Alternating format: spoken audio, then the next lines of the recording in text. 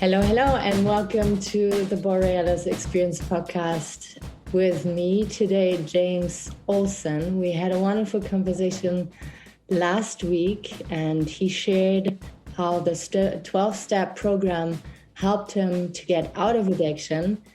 Today, we want to talk about how he stays clean and the little life hacks or habits that he wants to share with us when he feels triggered, when he gets reminded, or when he has the choice, okay, now I can go into the future, the positive direction, or I fall back into my habits that I wanted to get rid of, but they're still maybe present for some of our listeners here. So, James, welcome here on the Borealis Experience podcast. I'm so happy that you take the time and share your experience here. And feel free to share whatever is of benefit for our listeners here. Thanks, Aurora. Those are great topics. Those are they're definitely. I don't think as addicts we're the only ones that experience those things. What causes hardship? What causes? I guess in addiction, we kind of coined the phrase trigger. You know.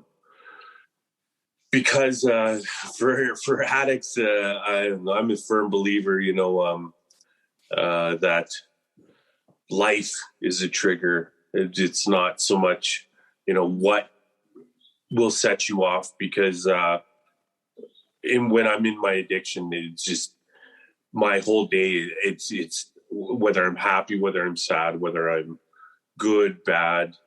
It's everything. I guess that's part of addiction is all parts of life kind of.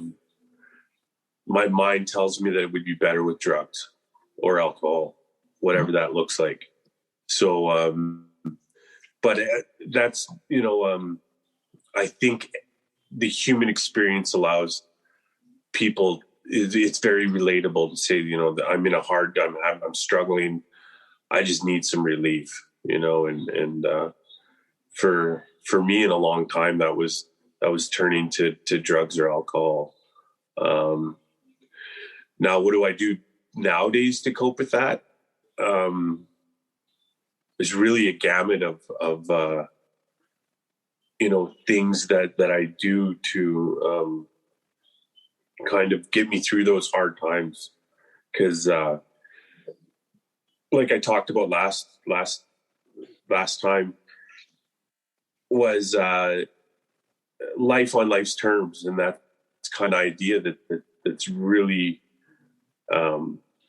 fundamental. I guess it's kind of the essence to anybody overcoming substance abuse. Mm-hmm. Is accepting that life is going to be hard and hardships are going to happen.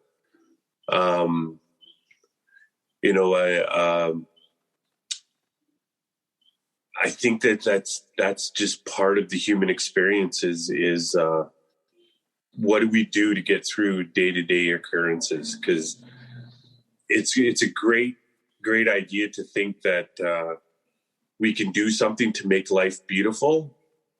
But I don't know about you, but for me, life can be beautiful, but part of it is that there's going to be hard times. Mm-hmm. No matter how great or how planned out or how much you've worked on being healthy or kind of put things in their place, in their proper place, and organized your life. Part of life is that life's hard. I read a lot of philosophy, and there's one common statement is that suffering is part of life. Yes. I think if you look into religions, that's kind of the commonality that every religion holds is, Buddha, his enlightenment was that life is suffering, and it's what we do in that suffering. Mm-hmm. yeah, so that's kind of it. What do we do when things get hard, or when the phrase when shit hits a fan? Because that's just how it is. That's the reality. Is that sooner or later something bad's going to happen. Yeah. And I personally have found that consistency is good in those. What are your daily habits? What do you like to do? For me personally, it involves prayer. Yeah. It involves meditation. Mm-hmm. It involves things that I do on the daily to kind of create positive energy. Mm-hmm. If they, and positive energy isn't, for me, isn't so much, you know, I don't know what you would call it. I've seen others where I'm looking to create positive vibrations. Mine's not so much that. Mine is what is going to make me feel good about me. And part of that is humility. Mm-hmm. We really need to work on that, because on the opposite, most of the things that I talk about and the things that I know personally are through failure. Mm-hmm. So I've gone to extremes the other way and failed. Mm-hmm. And so then okay, now I have to come back. I have to, really look at, what I did, and how do I think I went wrong there? What caused that? Mm-hmm. And then I try again. Yeah. And I mean, if you hadn't had these very dark experiences, you wouldn't appreciate the good times now the way you do. Like, I feel sometimes people just live a very moderate life with no real ups and downs, and they become depressed because they stop feeling at some point. And you've been through so much trouble and pain, and you've lived through so much misery, that I can imagine now, like, you're really enjoying your children and you really appreciate what you have. And then you meditate or pray, and those little, it's like an anchor that you can go home to every time you feel, oh, it's getting a little too rough here, life is a little bit too painful right now. You have that place inside of you where you can anchor yourself and feel solid and good again. Because a lot of the times when we encounter suffering, I think our self-worth is attacked right away, and we feel like life is unfair, and we fall into kind of a victim mentality. And if you have prayer and meditation in your back pocket and can pull it out whenever you want and can, then you have that safe place. Yeah. I think I understood what you meant there. Yeah, it's critical for everybody to find out what is best for them too. Like, it looks different for every person. But a lot of times I feel meditation and prayer is part of a person's life to stay sane and anchored. I definitely agree with that. What I would argue or suggest is that those are beneficial in a very organized life or conditioned life, where you have routines, where you have structure, Mm-hmm. where there's some sort of feeling of safety or stability. Mm-hmm. Meditation and prayer is, like I said, it's consistency that creates those. So you have to create some sort of structure. They don't work in chaos, is my point. Mm-hmm. You can meditate all you want, but when you don't have food in your stomach or money for rent or the vital things, it ain't doing shit. And that's just the honest truth of it. Mm-hmm. Those aren't going to solve your problems. Like, they might, I don't even know if they'll help. Mm-hmm. And so what I truly believe, though, this for, the people in those times that in the chaos, in the trenches of life, let's say, is that I heard a saying by a man and it changed my life. And it was, no man can know peace without knowing himself first. And no man can know himself without going to war with himself. And what that means for me is, like, yes, my addiction was war with myself, but I have a duality. I have good and bad.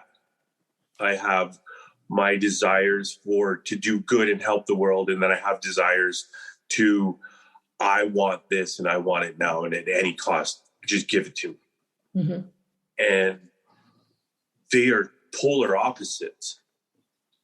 And for me I need balance. I need to control these things. I still have, wants and desires and that aren't great, but I'm still that 14-year-old kid that just wants to give it to me, Mm-hmm.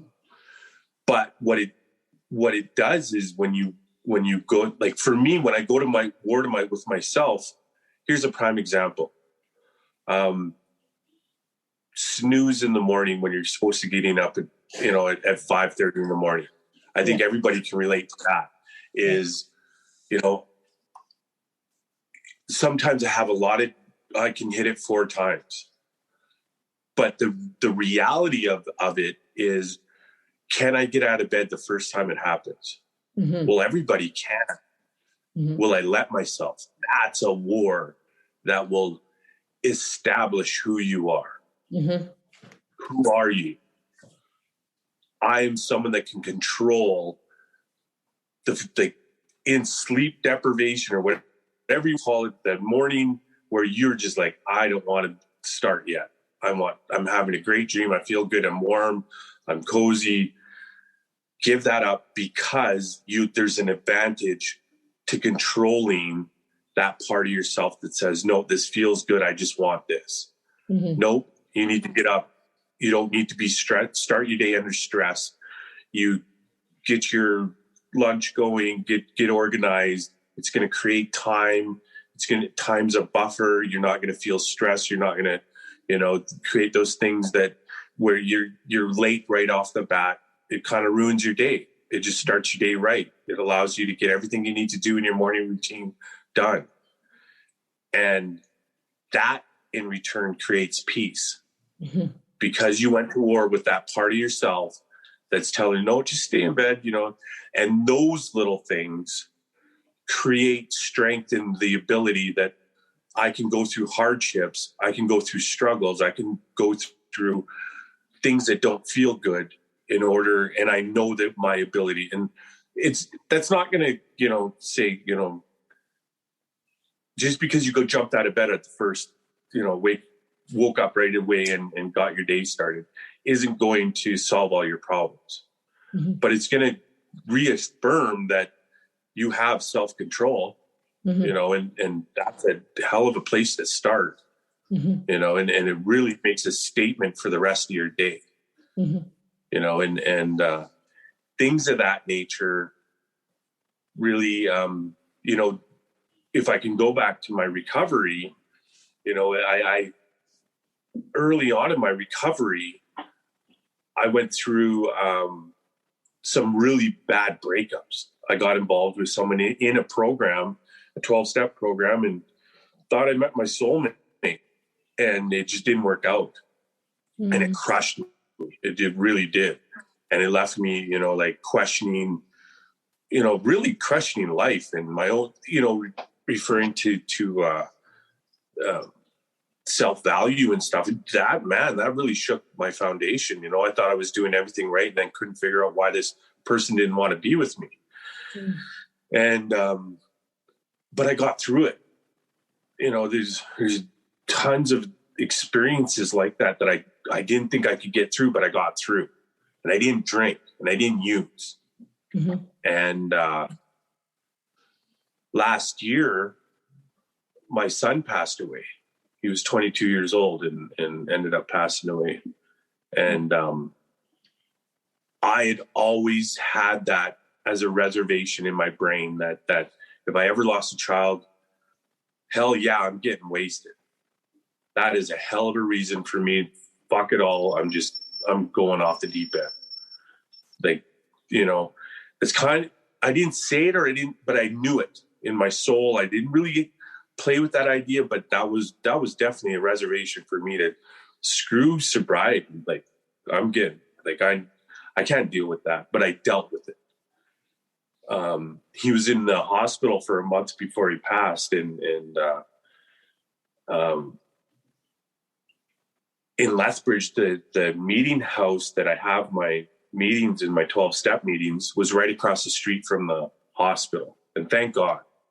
So every day at noon, I would go over there and, after sitting with him in, the ICU and I would go over there at noon and for an hour have a meeting with my fellow alcoholics. And I didn't even talk about what was going on. People knew, but I didn't, I didn't even talk. It was just an hour to myself that I got to connect with these people and laugh and be positive.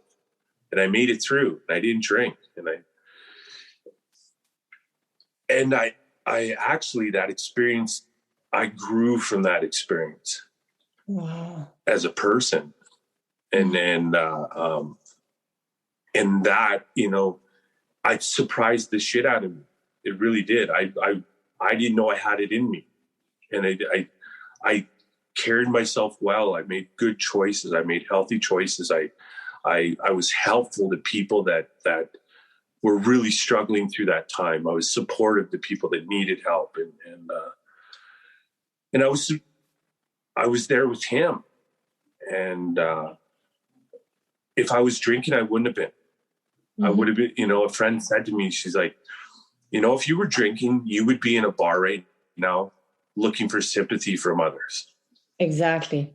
Playing the victim, making this about you. Yeah. And I didn't do that. And it was so powerful.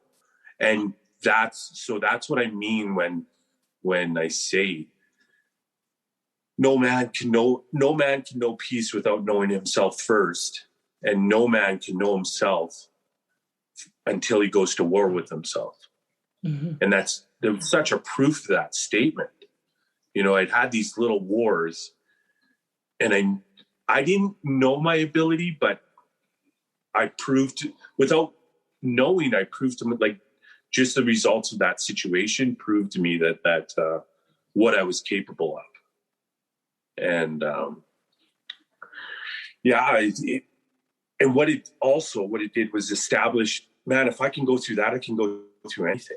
Of course. It really took away a lot of years and proved to me, what I'm capable of going through, and that was after, 4.5 years of sobriety, so like, I wasn't doing anything to call on, that was me living my best life, me working really hard.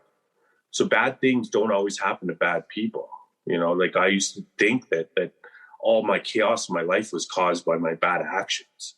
Mm-hmm. But even when I'm doing good things, hard things happen. That's just part of life. And we really have to just remember that it's not our fault. That's what life looks like sometimes. And we just have to accept it,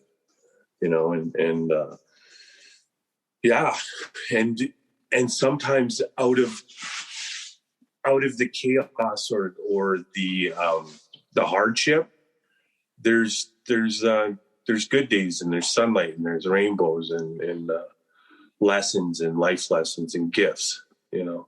It's not all you might not be able to see it at the moment, but, you know, hindsight will definitely show it to you.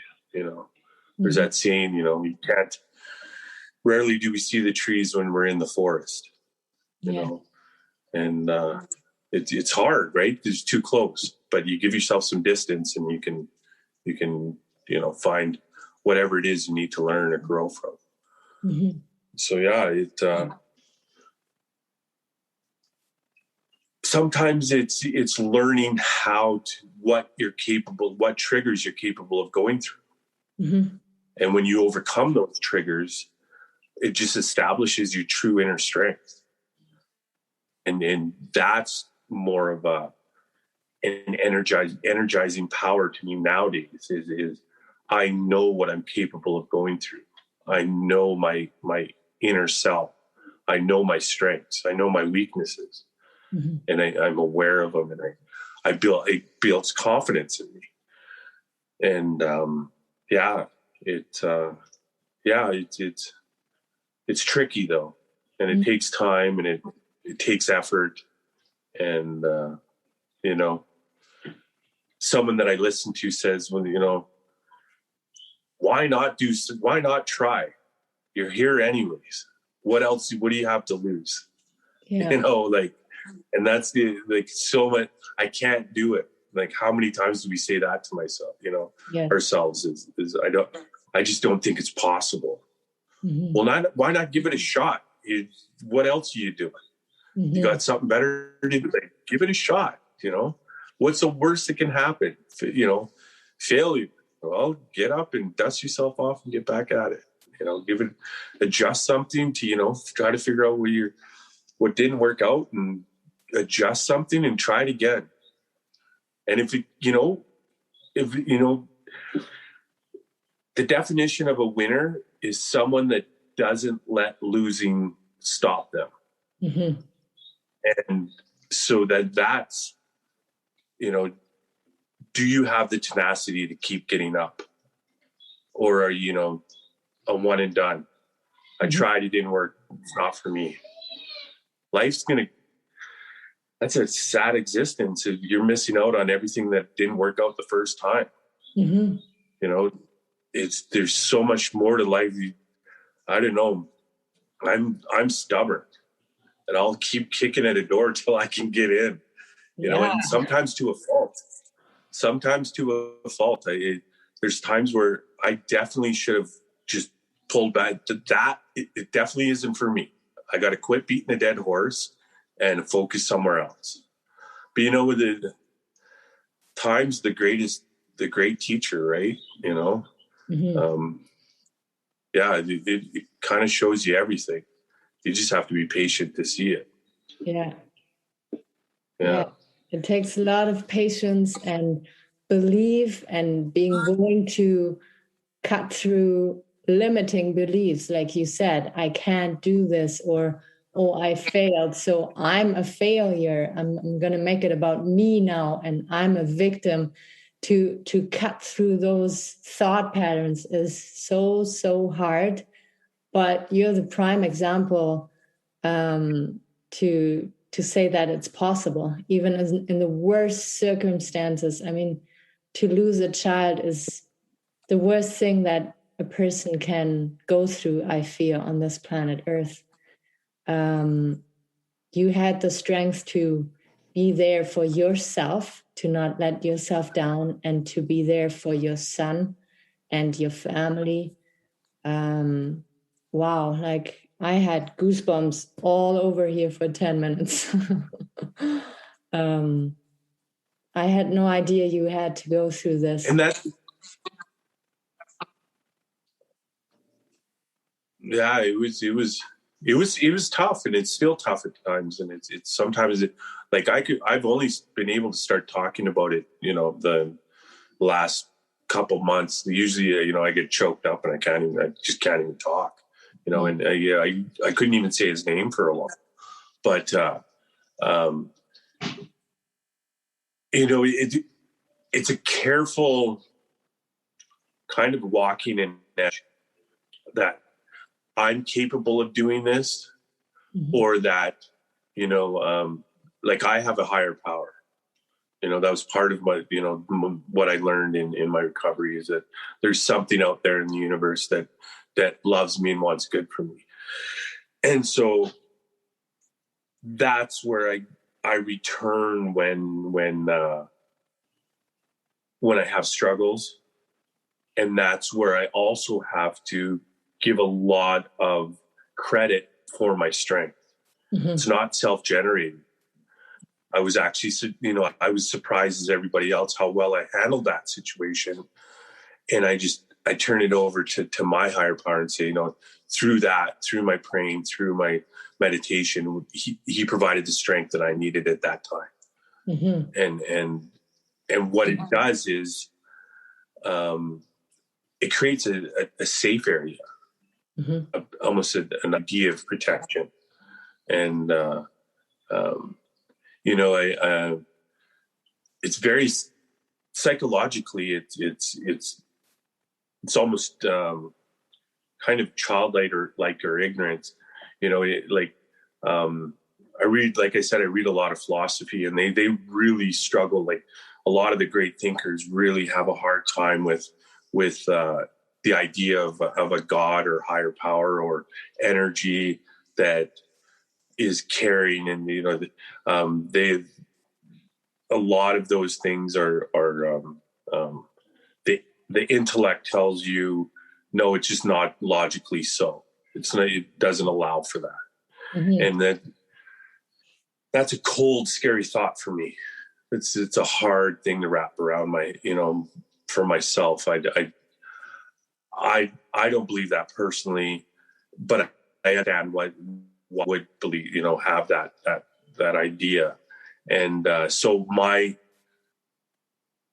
that is my duality is because I'm a very logical, rational person, but mm-hmm. I also have some spirituality to me, and they really don't work together. One is, for the best way I can explain it, is one is experience and the other is my brain, my logic, my rational ideas. Mm-hmm. And I use both. And so it's like I said, it's a duality in myself. I understand that and I accept that about myself. Mm-hmm. Is that part of me wants to rationalize everything, and part of me can and has the ability to accept things I don't understand or doesn't make sense to me.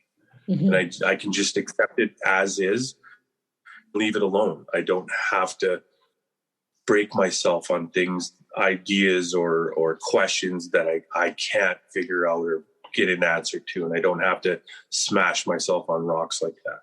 Mm-hmm. I can just let it go and just accept that that's something that I don't understand right now or in the future or ever.